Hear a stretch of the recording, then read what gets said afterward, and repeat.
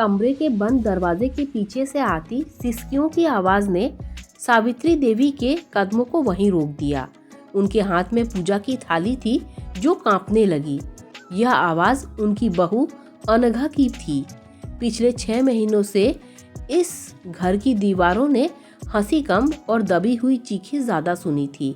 सावित्री देवी ने कांपते हाथों से दरवाजे को थोड़ा सा धक्का दिया। दृश्य देखकर उनका कलेजा मुंह को आ गया। उनका बेटा रोहन अनघा की अलमारी बिखेरे खड़ा था। अनघा जमीन पर बैठी थी और रोहन उसके हाथों से जबरदस्ती सोने की कंगन उतारने की कोशिश कर रहा था। दे दे मुझे यह कंगन, तुझे समझ में नहीं आता? मुझे पैसों की सख्त जरूरत है। अगर आज शाम तक मैंने पैसा जमा नहीं किए तो मेरा पूरा बिजनेस डूब जाएगा।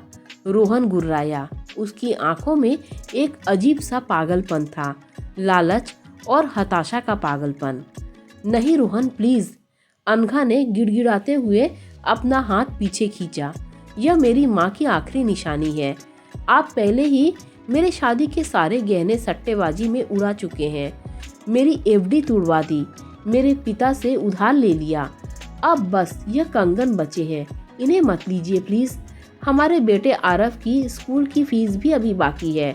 भाड़ में गया आरव और भाड़ में गई तेरी माँ की निशानी। रोहन ने अनघा को धक्का दिया। अनघा का सिर बेड के कोने से टकराया।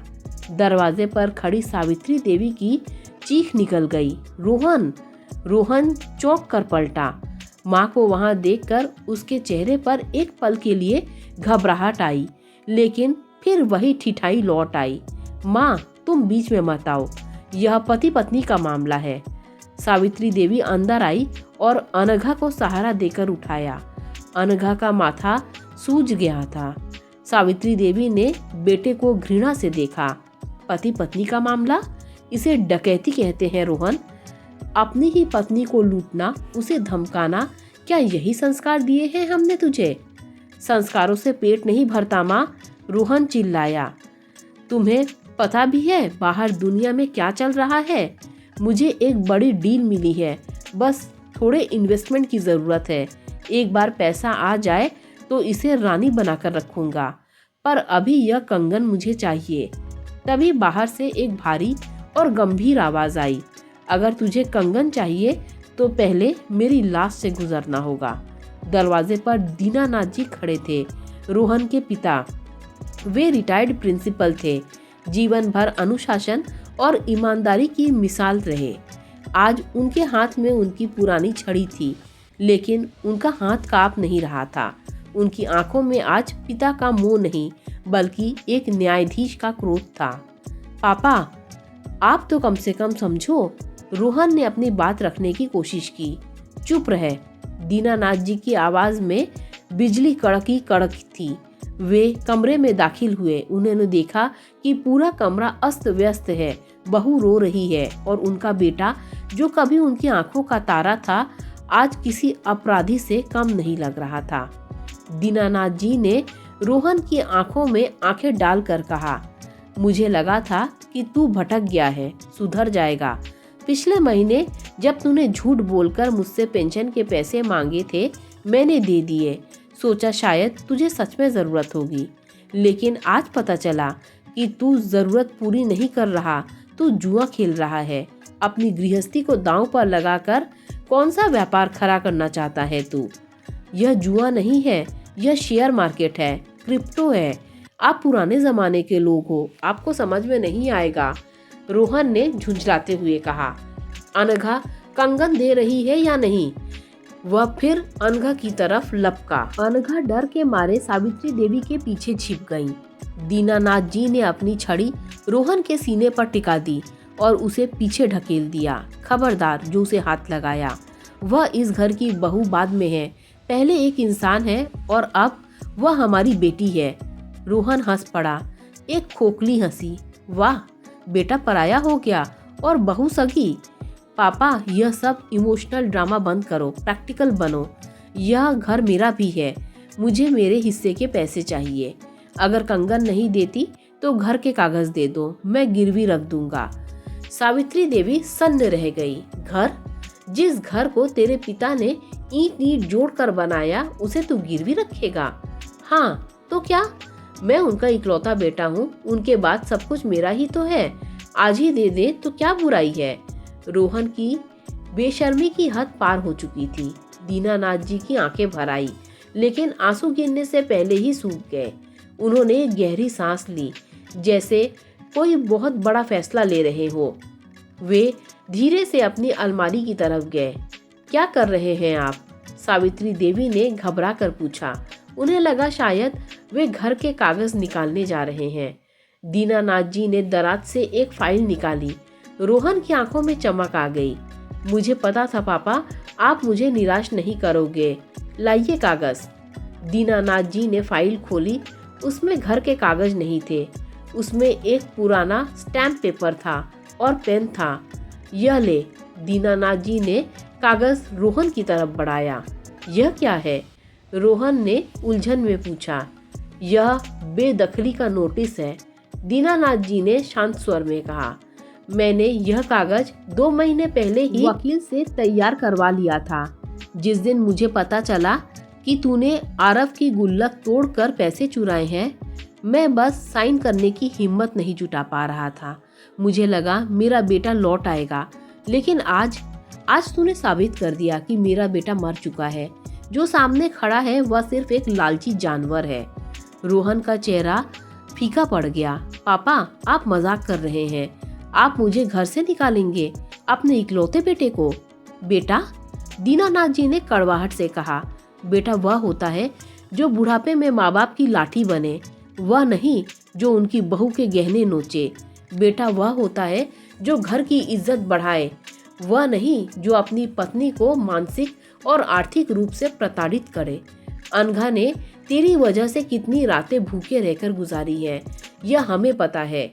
हमने सोचा था कि हम बीच में नहीं बोलेंगे, शायद तुम दोनों सुलझा लोगे, पर अब पानी सिर से ऊपर जा चुका है। दीनानाथ जी ने अनघा का हाथ पकड़ा और उससे अपने पास खड़ा किया। सुन ले रोहन, यह घर, यह जमीन, मेरी पेंशन और मेरी जमा पूंजी, इसमें से एक फूटी कौड़ी भी तुझे नहीं मिलेगी। यह सब मेरी बहू अनघा और मेरे पोते आरव के नाम होगा। वसीयत मैं आज ही बदल दूंगा। रोहन गुस्से से पागल हो गया। आप ऐसा नहीं कर सकते, कानूनन मेरा हक है। कानूनन हक तब होता जब बाप बिना वसीयत किए हुए मर जाता है। मैं जिंदा हूँ और पूरे होशो हवास में हूँ, दीनानाथ जी ने गरजते हुए कहा। और रही बात हक की, तो तूने एक पति और पिता होने का हक उसी दिन खो दिया था जब तूने अपनी गर्भवती पत्नी को तनाव देकर अस्पताल पहुंचा दिया था। तुझे क्या लगा हमें पता नहीं? अनघा ने हमसे छिपाया, पर डॉक्टर ने मुझे सब बताया था। रोहन की बोलती बंद हो गई। दीनानाथ जी ने दरवाजे की तरफ इशारा किया। निकल जा यहाँ से अभी, इसी वक्त। मैं कहाँ जाऊँगा? रोहन चिल्लाया। मेरे पास पैसे नहीं हैं, बाहर कर्जदार खड़े हैं, तो कमाना सीख। सावित्री देवी पहली बार बोली। उनकी आवाज में अब ममता नहीं, कठोरता थी। जब तक बाप की कमाई और बीवी के गहने मिल रहे थे, तब तक तुझे हाथ पैर हिलाने की जरूरत नहीं पड़ी। अब सड़क पर ठोकर खाएगा तो शायद आटे दाल का भाव पता चलेगा। जा रोहन, अपनी जिंदगी जी, तुझे जैसे जीनी है, पर इस घर की शांति को आग मत लगा। रोहन ने अनघा की तरफ देखा, उम्मीद की एक आखिरी किरण के साथ। अनघा, तुम तो कुछ बोलो, तुम मेरे बिना कैसे रहोगी? अनघा ने अपने आंसू पोंछे। उसने सिर उठाया और पहली बार रोहन की आंखों में आंखें डालकर देखा। मैं रह लूंगी रोहन, मैं कम खा लूंगी, सादे कपड़े पहन लूंगी, पर अब और डर डर के नहीं जीऊंगी। मैं आरव को यह सिखाना नहीं चाहती कि जुल्म सहना औरत का धर्म है। मेरे पास मेरे माता पिता समान सास ससुर हैं, मुझे और कुछ नहीं चाहिए। रोहन को विश्वास नहीं हुआ कि जिस पत्नी को उसने इतना दबाया, वह आज उसके खिलाफ खड़ी हो गई। उसे अपनी हार सामने दिख रही थी। वह बड़बड़ाता हुआ, गालियां देता हुआ, पैर पटकता हुआ कमरे से निकला। दीनानाथ जी ने उसके पीछे जाकर मुख्य दरवाजा बंद कर दिया। छिटकिनी लगाने की आवाज पूरे घर में गूंजी। वह सिर्फ दरवाजे की छिटकिनी नहीं थी, वह एक अध्याय के बंद होने की आवाज थी। दीनानाथ जी दरवाजे के सहारे खड़े रहे। उनका शरीर अब जवाब दे रहा था। एक पिता के लिए अपने बेटे को इस तरह घर से निकालना अपने ही शरीर का एक अंग काट कर फेंक देने जैसा था। वे धीरे धीरे जमीन पर बैठ गए और सिसक पड़े। सावित्री देवी भी उनके पास बैठकर रोने लगी। हमने क्या कमी छोड़ी थी परवरिश में? क्यों हुआ ऐसा हमारे साथ? अनघा, जो अब तक पत्थर बनी खड़ी थी, दौड़कर उनके पास आई। वह दोनों के बीच में बैठ गई और दोनों के घुटनों पर सिर रख दिया। माँ जी, पापा जी, आप मत रोइए। आप हारे नहीं हैं, आप जीत गए हैं। आपने आज धर्म को चुना है, मोह को नहीं। महाभारत में भी तो भीष्म और द्रोण यही गलती कर गए थे।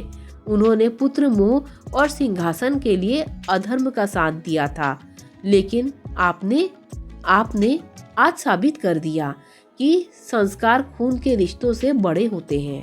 दीनानाथ जी ने कांपते हाथों से अनघा के सिर पर हाथ रखा। बेटी, हमें माफ करना।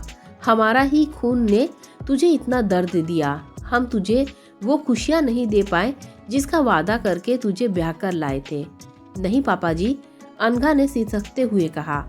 दुनिया में कौन से सास ससुर अपनी बहू के लिए अपने सगे बेटे को त्याग देते हैं। मुझे पति का सुख नहीं मिला, पर मुझे ऐसे माता पिता मिले जिन्होंने मुझे बेटी से बढ़कर माना। अब मैं काम करूंगी। मैंने बीएड किया है। मैं स्कूल में पढ़ाऊंगी। मैं आरव को पालूंगी और आपका सहारा बनूंगी। हम तीनों मिलकर इस घर को फिर से घर बनाएंगे। सावित्री देवी ने अनघा को गले लगा लिया। हाँ मेरी बच्ची, अब तू ही हमारा बेटा है।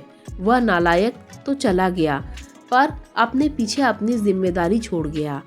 अब यह घर आंसुओं से नहीं, तेरे स्वाभिमान से चलेगा। बाहर बारिश शुरू हो गई थी। रोहन गेट के बाहर खड़ा भीग रहा था। उसे समझ में नहीं आ रहा था कि वह कहाँ जाए, और अंदर एक बूढ़ा दंपत्ति उनकी बहू और टूटी हुई दुनिया को फिर से समेटने की कोशिश कर रहे थे। दर्द गहरा था, घाव ताजे थे, लेकिन हवा में एक अजीब सी पवित्रता थी, सत्य और न्याय की पवित्रता। उस रात दीनानाथ जी ने खाने की मेज पर अनघा से कहा, बहू, कल सुबह वकील को बुलाना। वसीयत के साथ साथ मैं चाहता हूँ कि तू आरव के नाम से एक नई एफडी शुरू करे। मेरी पेंशन का आधा हिस्सा अब से हर महीने तेरे खाते में जाएगा। तुझे किसी के आगे हाथ फैलाने की जरूरत नहीं है। अनघा ने पानी का गिलास भरकर दीनानाथ जी को दिया। उनकी आंखों में अब भय नहीं था। उसे पता था कि रास्ता कठिन है। एक अकेले माँ का सफर आसान नहीं होता, लेकिन उसके सिर पर एक ऐसी छत थी जो तूफानों में भी नहीं हिली थी। रोहन का जाना एक अंत नहीं, बल्कि एक नई सुबह की शुरुआत थी। एक ऐसी सुबह जहां रिश्तों की कीमत प्यार और सम्मान से आंकी जाती थी, न कि खून के संबंधों से। दीनानाथ जी ने उस दिन समाज को एक मूक संदेश दिया कि जब औलाद नासुर बन जाए तो उसे शरीर से अलग कर देना ही परिवार को बचाने का एकमात्र उपाय है। घर के मंदिर में दिया जल रहा था। उसकी लौ स्थिर थी, बिल्कुल अनघा के विश्वास की तरह। दोस्तों, अगर आपको ये स्टोरी अच्छी लगी हो तो लाइक, शेयर, सब्सक्राइब कीजिए। Thanks for watching this video.